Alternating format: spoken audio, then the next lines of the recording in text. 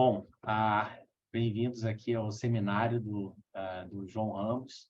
Prazer estar aqui anunciando ele, né? Vou falar rapidamente ali sobre a bio dele, né? O João Ramos, ele é professor assistente da University of Illinois, de Urbana-Champaign. Ele dirige o Robot Design Lab e é engenheiro mecânico sênior da equipe Atlas da Boston Dynamics.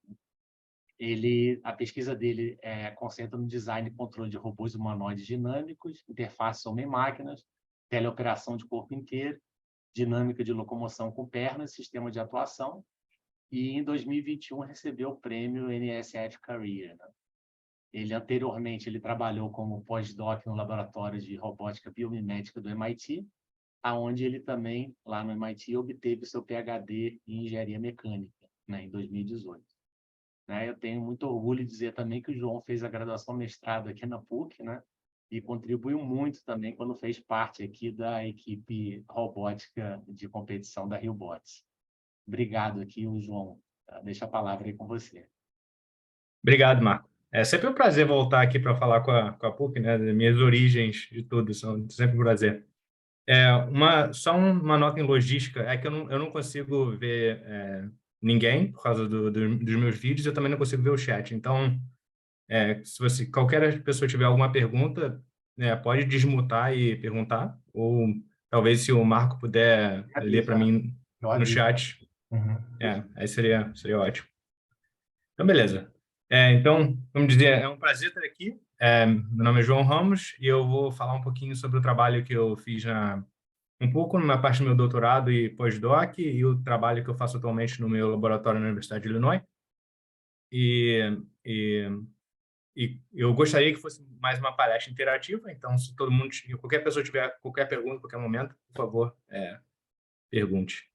Então, só um pouquinho sobre mim rapidamente. Eu sou original de Nova Friburgo. Eu terminei minha graduação na PUC em 2010, fiz mestrado com o Marco em 2010 e 2012. Depois eu fiquei na MIT até 2018, até completar o PhD. Depois eu virei professor assistente na Universidade de Illinois em 2019 e no último 8, 9 meses eu vim trabalhar na Boston Dynamics como engenheiro mecânico sênior. E talvez se tem uma coisa que eu gostaria que os ouvintes lembrassem de mim é o fato que eu amo robôs. Eu já tive envolvidos em todos os tipos de projetos de robótica, que variam de robôs humanoides, robôs de combate com marco, robôs móveis de todos os gêneros, manipuladores e etc. E eu sempre tento me envolver de algum jeito com um projeto de design mecânico de robôs ou controle de robôs e coisas do gênero. Então é um grande prazer para mim sempre ter podido fazer isso na minha carreira. As minhas origens, como o Marco começou a falar, foram no RioBots, né? Então eu entrei na PUC meio que sabendo robótica por alto, eu sabia que gostava, mas não sabia exatamente o que eu iria fazer. E na RioBots foi quando eu realmente entendi o que é robótica e o que é engenharia mecânica, né? Então, isso é uma coisa que eu recomendo a todos os alunos, esse tipo de equipe de robótica, né, que o foco é na construção. Eu aprendi habilidades práticas que eu trago até hoje na minha carreira, aprendi a trabalhar em equipe, aprendi a fazer design direito dos robôs, né, porque se você não fizer, o robô vai ser destruído. E, então, eu acho altamente recomendável para todos os alunos de graduação. Então, só para ter uma ideia, esse aqui é o robô Máximos, né, que eu ajudei um pouco a projetar e montar. E é um robô peso pesado. Ele robô mas acho que essa versão que era o Master Heavyweight torna 100 quilos. Então é um robô que tem uma energia absurda para o tamanho dele e sempre a gente tenta projetar o robô para poder perfumar de um jeito muito extremo, né, comparado ao que os robôs normalmente fazem. E isso aqui foi mais ou menos em 2012, eu acho, 2011, e até o meu último ano do MIT, eu estava participando nessas competições de robótica. Então esse aqui é o outro robô que eu participei, o Sawblaze, que a gente botou uma serra nele, é um robô muito maneiro de projetar e pilotar. E é um robô que eu participei nas competições até em 2019, que foi o último ano antes de eu virar professor. E aí, quando você vira professor, você não tem mais tempo de fazer nada, então eu não tive mais oportunidade de trabalhar nessas competições. Mas é uma coisa que eu acho recomendo fortemente a todo mundo e que realmente me ensinou várias coisas que eu trago até hoje de uma forma bem sólida. Então, um pouquinho sobre a minha carreira e motivação. Meio que a minha pesquisa começou com o desastre nuclear que ocorreu em Fukushima, né? Foi um desastre que ocorreu em 2011. E uma coisa que aconteceu foi que, na época, nenhum robô tinha nenhum tipo de autonomia para entrar lá dentro do reator. E é estimado hoje em dia que se um robô tivesse conseguido entrar lá em até 2 horas e tivesse conseguido religar o sistema de refrigeração, eles tinham evitado toda a catástrofe. Então, na época, a gente tinha essa ideia, a gente vai mandar robôs humanoides lá dentro, eles vão consertar toda a situação e vai ter tudo ser resolvido. E não foi nada assim. Na época, nem o robô mais avançado disponível, que era o Asimo da Honda, ele era capaz de nem chegar perto às habilidades que eram necessárias para completar essa tarefa. Então, para mim, pessoalmente, isso foi meio que a gente acordou, a comunidade robótica acordou o como a gente precisava correr atrás de robôs novos, e foi aí que meio que começou a minha pesquisa. E é engraçado ver que até hoje, se você, por exemplo, olhar os robôs que estão sendo usados na luta contra o Covid, a maioria dos casos, os robôs ainda não são muito ativos, no sentido de, por exemplo, existem muitos robôs para desinfetar o ambiente, existem robôs que fazem algum tipo de telepresença, existem robôs, por exemplo, que fazem entrega de pacotes, mas se você olhar, por exemplo, nesse gráfico aqui, todos os casos de robôs que foram usados no Covid e o número de vezes e frequência, e nenhum deles você tem um robô, por exemplo, ajudando pacientes fisicamente, como enfermeiras fazem, você não tem um robô fazendo nenhum tipo de tarefa física. Então, esse que é o meu objetivo, construir robôs que saibam interagir com o ambiente de maneira muito inteligente.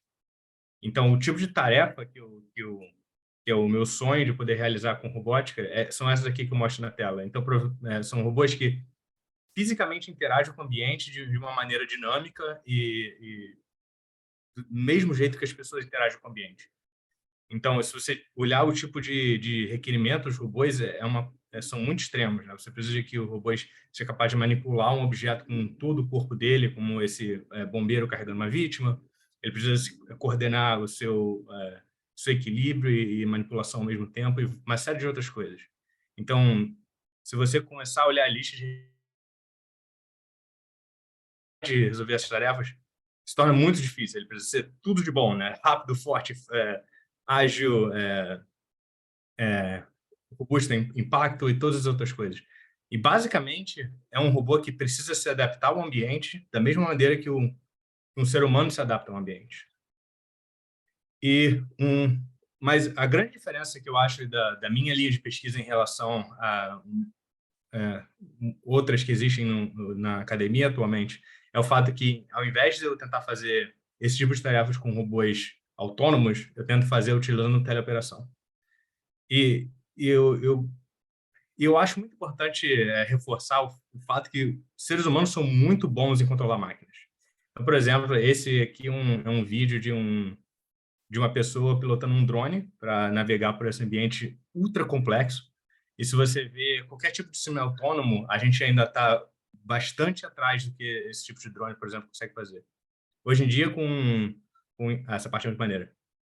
Hoje em dia, com AI e o processamento de visão, a gente tem ficado mais perto disso, mas os seres humanos que fazem freestyle de drone ainda são bem melhores do que esses drones autônomos.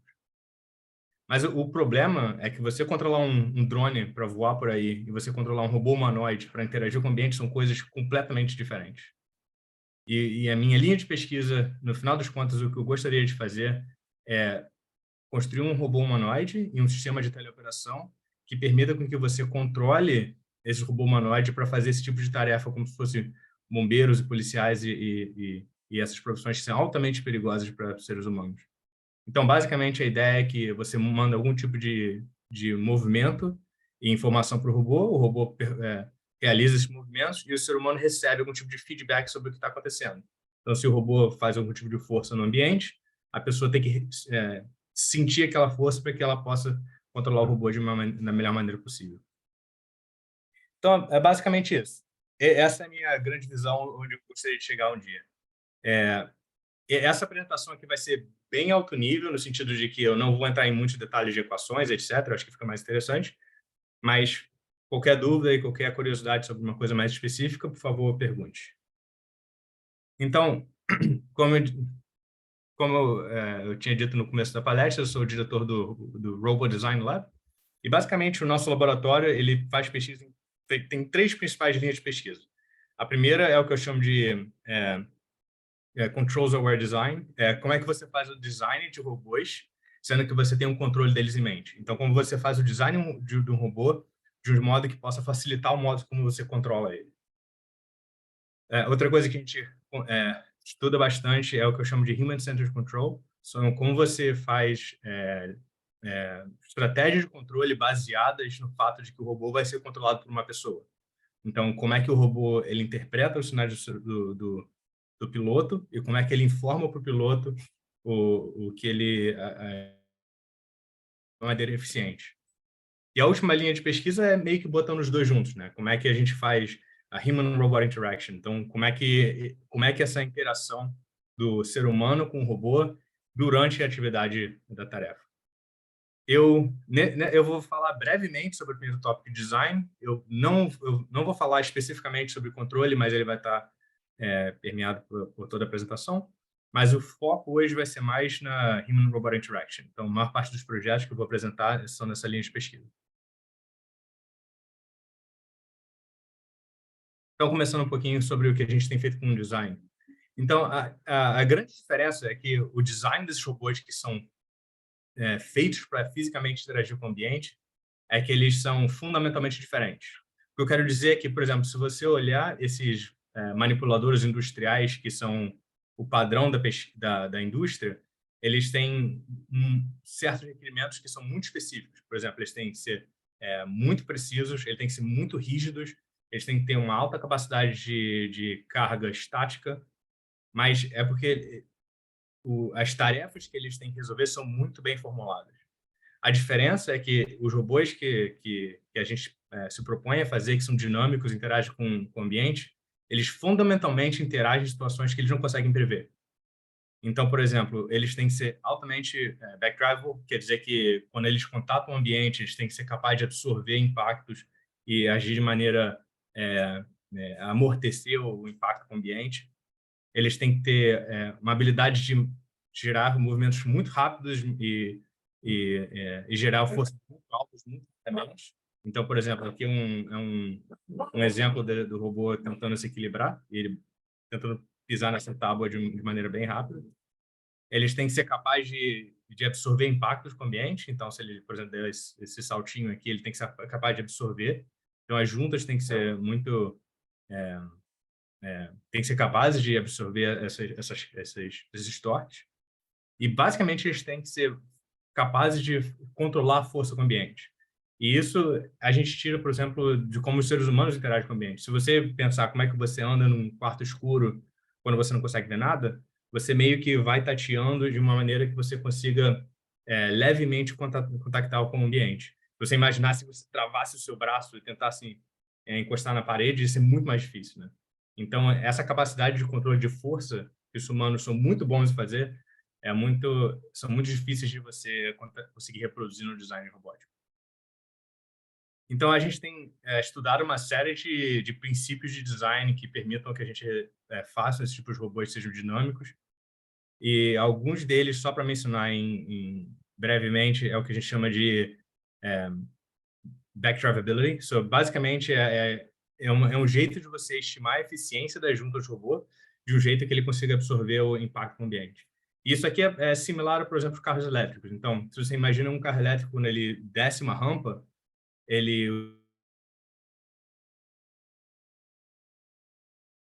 energia mecânica e está transformando energia para na bateria. Um robô humanoide que dá um salto, ele tem que fazer a mesma coisa. Quando ele está absorvendo o impacto com o chão, quando ele aterriza, essa energia tem que voltar para as baterias.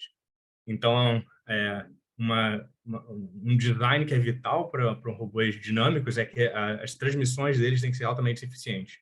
Então, a gente usa engrenagem esqueci todos os nomes em português já. Engrenagem de dente reto, correia, e transmissões que são muito eficientes. Outra coisa que a gente tenta fazer, a gente tenta maximizar o que a gente fala a massa proximal dele. Então, o que quer dizer é que os membros do robô têm que ser muito leves e têm que ser muito rígidos também. Então, ele tem que ser leve porque você tem que ser capaz de movimentar eles rapidamente, né? Ele tem que ser muito rígido porque você quer impactar com o ambiente e você não quer ter nenhum tipo de deformação. Então, a gente olha a frequência natural da estrutura, a gente olha a rigidez da estrutura comparada à rigidez da tordura e coisas do gênero. E outra coisa que a gente tenta fazer também é maximizar a força dele. E a força normalmente tem que ser normalizada pelo peso. Então, basicamente, o que a gente tenta fazer é um robô que ele seja capaz de aplicar uma força muito alta, por exemplo, no chão, para pular, comparado à massa que ele tem. Então, a gente chama de densidade de força do robô.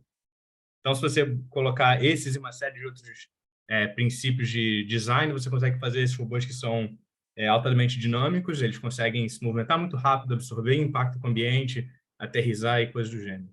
Então, aqui é o exemplo da perninha do robô humanoide que a gente está desenvolvendo, chamado Tello, e ele mostrando esse salto e depois absorvendo o impacto com o ambiente.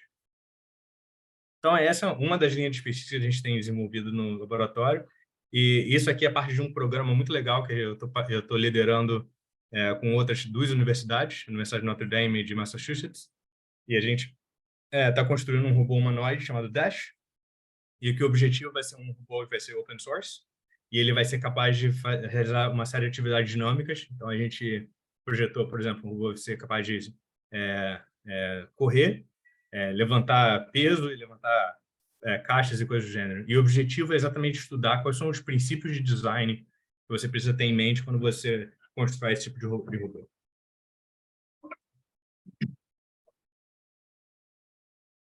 Bom, isso aqui tem sido um projeto bem mais recente, feito na universidade, e meio que baseado nesse projeto também, uns 2 anos atrás, eu fiz um projeto que eu achei bem legal, que foi da aula que eu ofereço na Universidade de Illinois, que é bem parecido com a aula do Marco na PUC, que é dinâmica de robôs, e a gente fez esse robozinho que é baseado num canguru chamado Hoppy. Então, é um robozinho saltador que a gente fez para ser de baixo custo, acessível para todo mundo, e eu acho que é uma boa porta de entrada para qualquer pessoa que quer estudar robôs dinâmicos e que segue esses princípios que eu estudo. Quem quiser mais informação, tem esse paper aqui que a gente escreveu, submetido para IROS, e que está de graça no meu site. Então, se quiser dar uma olhada lá como construir o seu robozinho, dá uma olhada lá. Bom, em um alto nível, isso é mais ou menos o que eu gostaria de cobrir sobre design, só para todo mundo meio que estar na mesma página sobre o tipo de robô que a gente está interessado. E agora eu gostaria de focar um pouquinho mais no terceiro tópico da linha de pesquisa, que é o que eu chamo de Human-Robot Interaction. Mas antes de eu começar, alguma pergunta ou comentário sobre a primeira parte?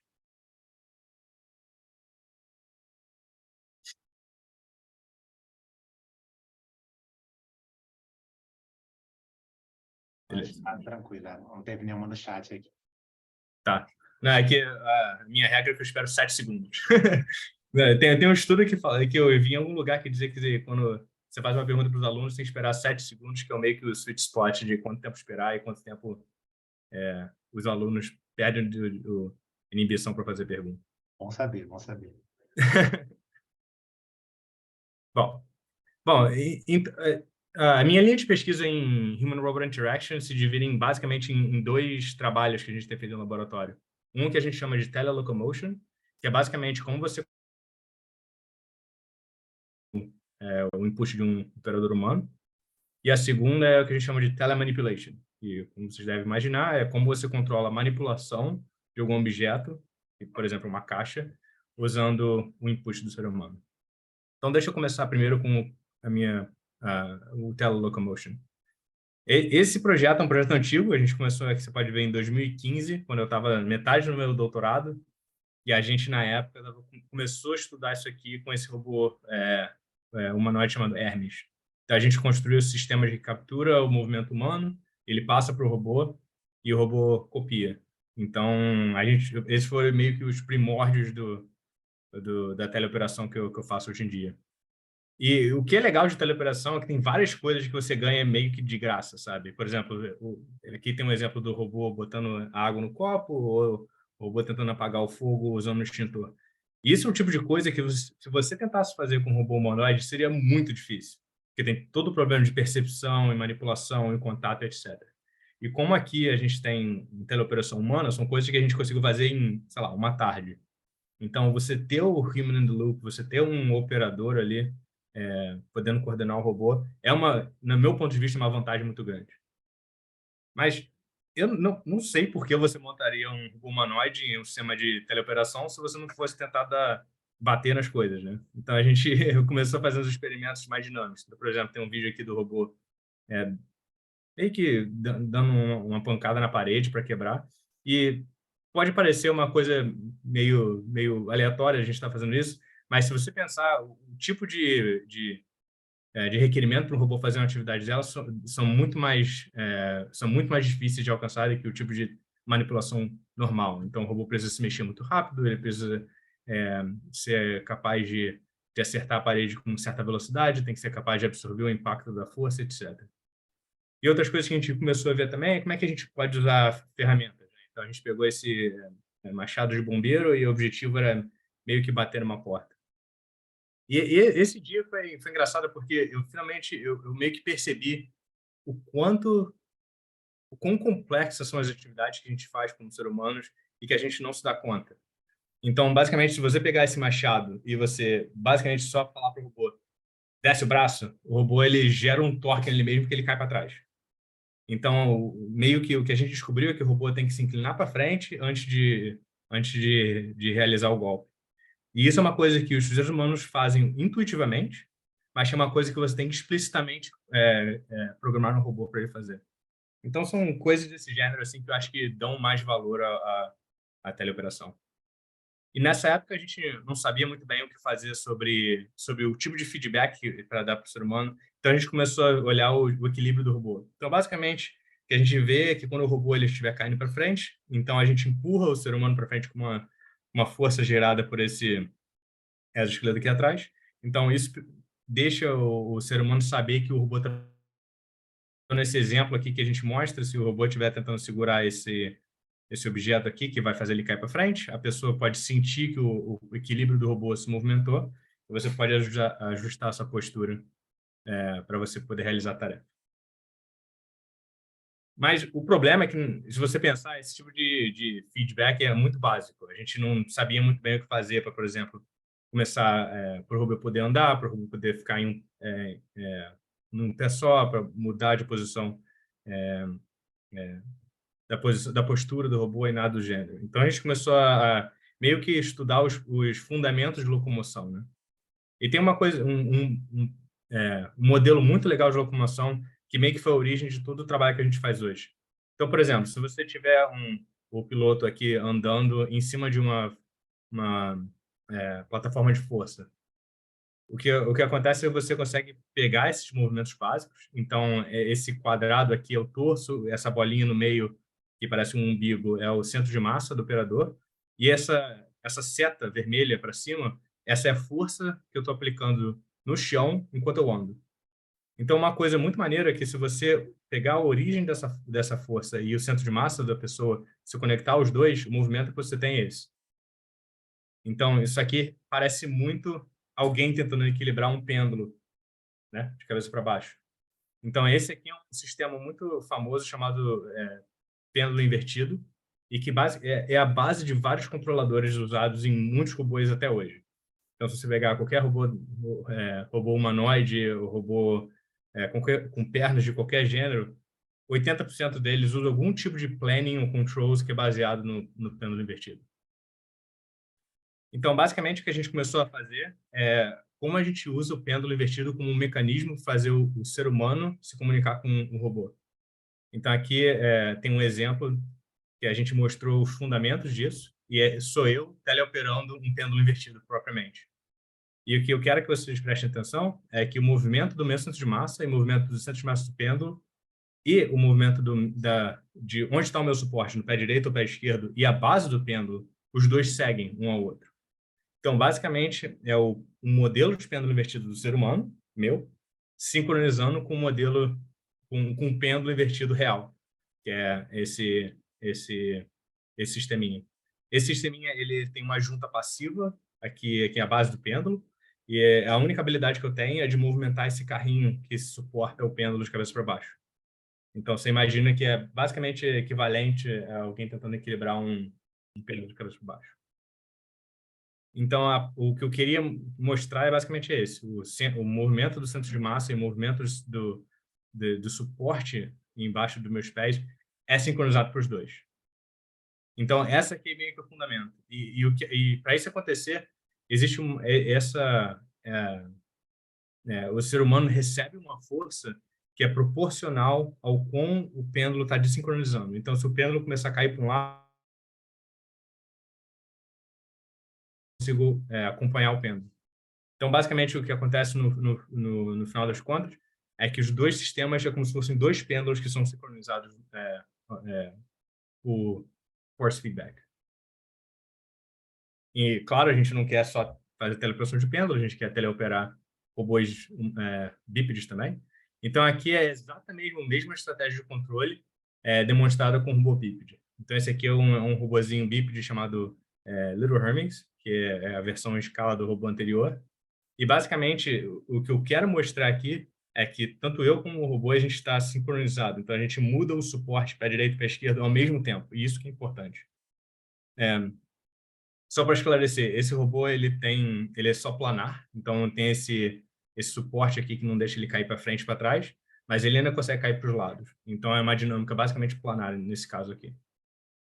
E essa estratégia de controle a gente pode estender para vários tipos de outros movimentos. Então, basicamente o que acontece é que a gente pega esse movimento humano, então esse aqui, essa animação em azul são os dados humanos que eu coleto em tempo real.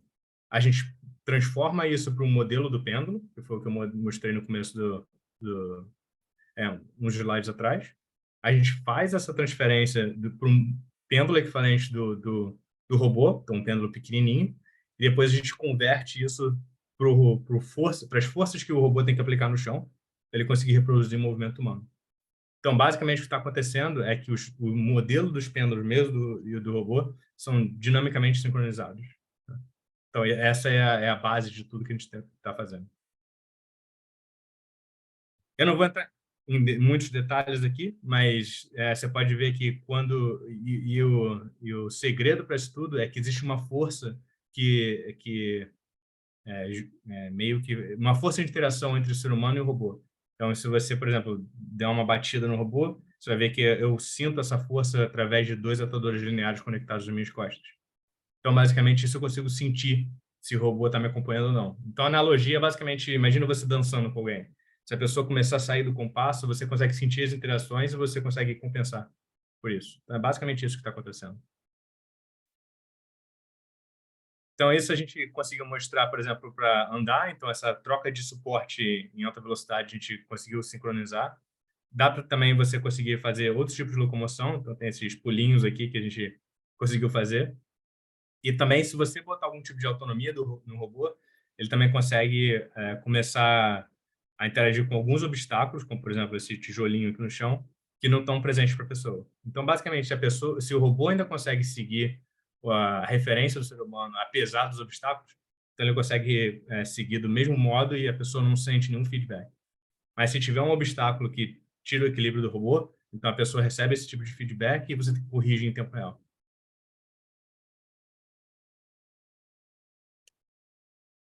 Então, basicamente isso. Esse aqui foi essencialmente a maior parte do trabalho que a gente fez em telelocomotion. A gente tem uns trabalhos atuais que estão gerando os resultados mais interessantes, mas por enquanto a gente não tem nenhum vídeo interessante para mostrar. Mas basicamente a gente agora está pegando tudo isso que a gente aprendeu com esse robozinho aqui, o Little Hermes, e a gente está reproduzindo isso num humanoide de tamanho real em 3D. Então você imagina que você tem um bípede que ele pode cair para todos os lados e o objetivo dele é reproduzir essa passada humana de modo sincronizado. Bom, o outro projeto que eu gostaria de comentar rapidamente é esse projeto de telemanipulação, né, com o outro robô que a gente tem no laboratório chamado Satyr. E, basicamente, aqui o que a gente está interessado a saber é como que a gente faz um robô manipular objetos pesados através de teleoperação.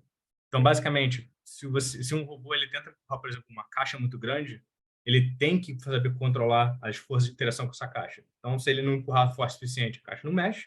Se ele empurrar forte demais, ele pode cair para frente, quando a caixa mexer. E se ele, então, o que ele tem que fazer é meio que empurrar o suficiente para a caixa começar a andar e depois ele regular essa força enquanto arrasta essa caixa. E o que é interessante é que essa caixa tem uma inércia parecida com a do robô. Então, as forças de interação são muito, muito altas. Então, o que a gente tenta entender é como são os princípios de teleoperação quando você tem essas forças de interação com objetos que são muito altas. Então, a gente está olhando, por exemplo, como carregar payloads, como navegar em chãos que não são completamente retos, como é que você joga um objeto muito pesado, como é que você se equilibra depois de impactos, e outras coisas que a gente tem olhado. Mas, basicamente, a gente chama esse tipo de atividade Dynamic Mobile Manipulation, e, basicamente, o que acontece é que o robô, ao mesmo tempo que ele está se locomovendo, ele está tentando manipular um objeto que tem uma inércia grande comparado ao peso do robô. Então, é basicamente isso. Então, para estudar esse tipo de tarefas, a gente construiu uma interface homem-máquina que é simplificadamente essa estrutura que você está vendo na tela, e ela tem vários desses atadores lineares. Então, basicamente, são vários atadores lineares que empurram o centro de massa da pessoa. Então, se o robô estiver caindo para frente, a gente empurra a pessoa para frente, a pessoa entende que o robô está perdendo equilíbrio e ela consegue se locomover melhor. Então, só para ter uma ideia, esse aqui é o meu aluno se movimentando na interface, e o tipo de dado que a gente captura é essa animação que você vê à direita. Então, o pontinho é o centro de massa da pessoa, o ponto no chão é a origem da força que você está aplicando no chão, e unindo os dois você tem um pêndulo que a gente está mostrando ali. Então, basicamente, esse pêndulo é referência para controlar o robô. Uma das coisas também que a gente começou a ver é como é que quão importante o reflexo na teleoperação. Então, tem um teste de reflexo muito comum chamado esse backboard, que é basicamente quando o botão acende, você tem que apertar. Então, é um teste de reflexo muito comum para pilotos pilotos de carro ou pilotos de jato ou coisas do gênero. Que basicamente ele mede o seu tempo de reação entre você ter um. Então, basicamente, o que a gente começou a estudar é como você faz isso através da teleoperação. Então, esse aqui é o meu robô, o meu aluno teleoperando o robô para fazer o mesmo tipo de tarefa. Então, basicamente, quando a luz acende, ele tem que ir apertar o botão. Então, o que a gente estava começando a estudar é como você controla o robô. O robô tem que seguir a posição da sua mão, o robô tem que seguir, copiar o mesmo ângulo das suas juntas, como é que esse tipo de transmissão de dados e etc. E o que é interessante é que a gente descobriu que a degradação de reflexo é muito pequena. Então, se você tiver um tempo se o seu frame rate da sua informação visual for razoavelmente baixa, então você perde mais ou menos 200 milissegundos comparado a você fazendo a tarefa pessoalmente. Então, o que é interessante é que as pessoas conseguem se adaptar à teleoperação para fazer essa atividade que exigem reflexos rápidos também. No projeto seguinte, a gente começou a ver como é que a gente controla o robô para se locomover. Então, basicamente, o que acontece... Vocês não precisam prestar atenção nos detalhes das figuras, mas basicamente o que acontece é que o modo como você controla o robô é parecido como você controlaria um Segway, por exemplo, ou um hoverboard, que hoje é bem popular. Então, basicamente, se você se inclina para frente, o robô acelera para frente. Se você se inclina para trás, o robô desacelera. E, com isso, você consegue controlar a locomoção do robô. Tá aqui um exemplo de como a gente faz isso. Aqui o meu aluno Sunil, ele se inclinou para frente, depois se inclinou para trás, e a gente mapeia isso para uma velocidade desejada para o robô ou uma aceleração, dependendo do tipo de controle que a gente tem. Então, basicamente, é como se imaginasse andando num hoverboard da vida e controlando o robô. A gente fez uns testes para fazer avaliação disso comparado a um joysticks. Então, basicamente, a gente comparou como as pessoas conseguem controlar o robô usando essa interface na máquina e como é que é o mesmo tipo de movimento sendo controlado com um joystick. Então, basicamente, um controle de videogame. E o que é interessante é que não existe quase nenhuma degradação de performance. Então, basicamente, o que a gente chegou à conclusão é que esse tipo de controle de você controlar robôs no seu corpo para guiar a locomoção do robô é uma coisa altamente intuitiva para as pessoas e que elas conseguem pegar de maneira bem rápida, como se fosse um controle de videogame. Então, a gente começou a estudar também, por exemplo, como isso mudaria se você tivesse vários obstáculos. Então, aqui é o nosso robozinho em simulação, sendo controlado por um operador e vários obstáculos. E aqui o robô ele tem um certo nível de decisão também. Então, se ele estiver se aproximando muito rápido de um obstáculo, ele começa a desviar também. Então, a gente começou a estudar também o quanto o robô tem que ajudar a pessoa na locomoção ou o quanto a pessoa tem que basicamente resolver todos os problemas sozinho. A gente chegou à conclusão que o robô é muito inteligência quando tem muita informação para a pessoa. Então, esse videozinho aqui embaixo à direita, quando o ambiente é altamente conturbado, então existe um benefício do robô ajudar, ou quando a visibilidade é muito baixa, então basicamente no escuro. Então, se o robô consegue identificar que tem um objeto ali, tem um benefício do robô também ajudar com feedback a teleoperação da pessoa. Então, depois dos resultados, a gente começou a desenvolver esse robozinho aqui para testar na plataforma real. E esse aqui é um vídeo da semana passada, então literalmente a gente acabou de conseguir fazer isso, que é basicamente o meu outro aluno aqui atrás, o Chris, ele está tentando empurrar essa caixa usando essa estratégia de teleoperação que eu falei. O meu aluno Marty aqui, ele está segurando o robô só para segurança, ele não está ajudando o robô, não. Então, basicamente, o que é interessante aqui é que esse robô pesa por volta se eu não me engano, 8 quilos, e a caixa que ele está empurrando pesa 16 quilos. Então, a gente conseguiu desenvolver uma estratégia de controle que o robô consegue manipular um objeto que é 2 vezes o peso dele. Então, basicamente, você tem que... E o que foi muito legal desse projeto é que no começo a gente estava tentando empurrar a caixa e o robô ficava derrapando e não conseguia empurrar. Então, o Chris ele teve a ideia de tentar levantar a caixa. Então, basicamente, o robô, se ele tenta levantar a caixa, ele aumenta a tração com o chão e ele consegue empurrar de uma maneira mais fácil. Então, uma das coisas que a gente viu é que se você tem a pessoa ali para fazer essa teleoperação, a pessoa pode tentar várias estratégias até descobrir uma coisa que funciona, ao invés de você tentar programar o robô fazer isso intuitivamente. Então, esse tipo de estratégia eu acho que é muito importante da gente ter um ser humano ali guiando o que o robô está fazendo. Então é isso. Basicamente, esses dois eram os dois linhas principais de pesquisa no meu projeto, do meu laboratório, em telemanipulação e telelocomotion. E o último projeto que eu queria comentar aqui, que é um projeto muito legal, que eu tenho feito em colaboração com 4 outros professores da faculdade, é um projeto para robôs robôs que a gente chama assistivos. Então, basicamente, a motivação para esse projeto vem da utilização de cadeira de roda. Então, se você olhar, a primeira patente de cadeira de roda ela é de 1894. E se você pensar, basicamente, as cadeiras de rodas do dia são basicamente o mesmo design. Tudo bem, os materiais são melhores, é mais leve, etc. Mas o design é igual. Então, um grande problema das cadeiras de rodas atuais é que os cadeirantes precisam usar as 2 mãos para propulsão. Então, existem vários casos de cadeirante que tem problemas de junta no ombro e no cotovelo por causa disso. E outro problema muito grave é que quando você está usando suas mãos para propulsão, você não pode, sei lá, carregar um copo enquanto você se locomove. Você não pode carregar compras, sabe? Então, tem vários tipos de dificuldade nesse quesito. Então, o que a gente está tentando fazer é desenvolver uma cadeira de roda omnidirecional, quer dizer que ela se move, você pode controlar sem usar as mãos. Basicamente, do mesmo jeito que você controla um Segway, um hoverboard. Então, o que a gente imagina é que as pessoas seriam capazes de andar com as compras, mexendo no celular, carregando alguém, etc., sem ter que usar as mãos em qualquer direção. Basicamente, como as pessoas não cadeirantes se locomovem por aí.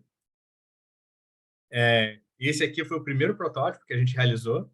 E a gente aqui estava mostrando, comparando com uma cadeira de roda normal de uma das atletas que trabalha com a gente. E basicamente, aqui é a demonstração da tecnologia. Então, basicamente, em vez de ter duas rodas, a cadeira anda em cima de uma esfera, que é uma roda circular, basicamente. E basicamente, você rola para todos os lados usando essa esfera. Então, é mais ou menos a mesma tecnologia de um mouse. Só que, em vez de ser um sensor, é um atuador. Essa tecnologia é chamada de ballbot. Então, para desenvolver essa locomoção sem as mãos, a gente desenvolveu esse assento, que ele tem vários sensores de força. Então, basicamente, quando você está sentado, se você se inclina para os lados, ou para frente, ou para trás, a gente consegue sentir essa mudança de equilíbrio e a gente usa isso como uma referência para o robô se locomover. Então, basicamente, aqui mostra um dos nossos alunos do Rio fazendo esse teste em simulação. Então, basicamente, se ele se inclina para frente, a gente vê essa diferença essa mudança de equilíbrio, a gente comanda o robô para andar para frente. Se ele se inclina para o lado, o robô gira, e etc. E esse é um modo muito intuitivo de você se locomover. Então, todos os nossos participantes conseguiram aprender a controlar o robô bem rápido. Aqui estão duas outras benefícios desse tipo de robô em cima de bola. Então, aqui é o que a gente chama de lean to spin. Então, basicamente, se você se inclina para o lado, a gente mapeia isso como uma rotação no eixo vertical. Ou lean to slide. Então, se você se inclina para o lado, a gente mapeia isso por uma movimentação lateral. Então, o que é legal é que o robô ele consegue se movimentar em várias direções. Então, por exemplo, aqui o nosso aluno, o Tianzão, andando entre essas mesas de uma forma que cadeiras de rodas atuais não conseguiriam, né? Então, você consegue entrar lateralmente num lugar apertado, sair e se locomover de modo omnidirecional. Outra coisa que foi muito legal para a gente foi que a gente, por exemplo, o cadeirante agora consegue abrir porta. Então, imagina um cadeirante tentando abrir uma porta que tem aquelas portas que tem amortecedor e mola, que são super pesadas. Imagina você tentando abrir uma porta dessa e usar a sua mão para propulsão e tentar passar e etc. Então, isso aqui pode ser uma coisa mundana para muita gente, mas para muitos cadeirantes isso é uma atividade muito difícil. E acho que a prova disso foi que quando a gente mostrou esse vídeo para a equipe, uma dos nossos colaboradores, que é uma pessoa cadeirante, ficou chocada com esse vídeo. Ela achou a coisa mais revolucionária do mundo. E se você pensar sobre isso, realmente faz sentido, sabe? Você tem que interagir com o ambiente, empurrar essa porta pesada e atravessar.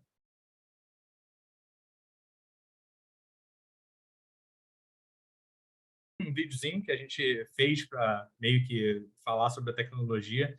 O que é legal é que esse cara aqui é o Adam, ele é o técnico da equipe paralímpica dos Estados Unidos e ele é um dos nossos colaboradores. Ele está demonstrando a comparação de uma cadeira de roda normal e a cadeira de roda que a gente desenvolveu. Então, você vê aqui que na esquerda ele tem que usar as mãos para parar, ele tem que fazer propulsão e carregar o copo, e sendo que na outra ele faz tudo isso sem as mãos. Aí outra demonstração é ele conseguindo fazer esse zigue-zague sem as mãos, carregando o copo ao mesmo tempo e de um jeito bem intuitivo. E o Adam, ele é um cadeirante desde 95, então ele não tem o movimento das duas pernas, mas ele foi capaz de aprender a usar o sistema em basicamente um dia. A gente entregou para ele e ele no final do dia já estava andando de modo super intuitivo.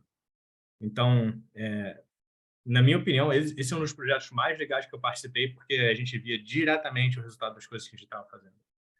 E a última coisa que eu queria mostrar é que uma coisa que foi muito legal é que no final a gente gravou um vídeo com esse robô e o Adam estava... cadê? Aqui. Esse aqui é a primeira vez que o Adam, em mais de 20 anos, conseguiu andar na cadeira de roda dele de mão dada com a esposa dele. Então, essa pode ser talvez uma coisa mundana para muita gente, mas essa habilidade que ele teve de finalmente poder andar com alguém de mão dada é uma coisa que ele não fazia há muito tempo, né? Então, eu acho que foi uma das coisas muito legais desse projeto.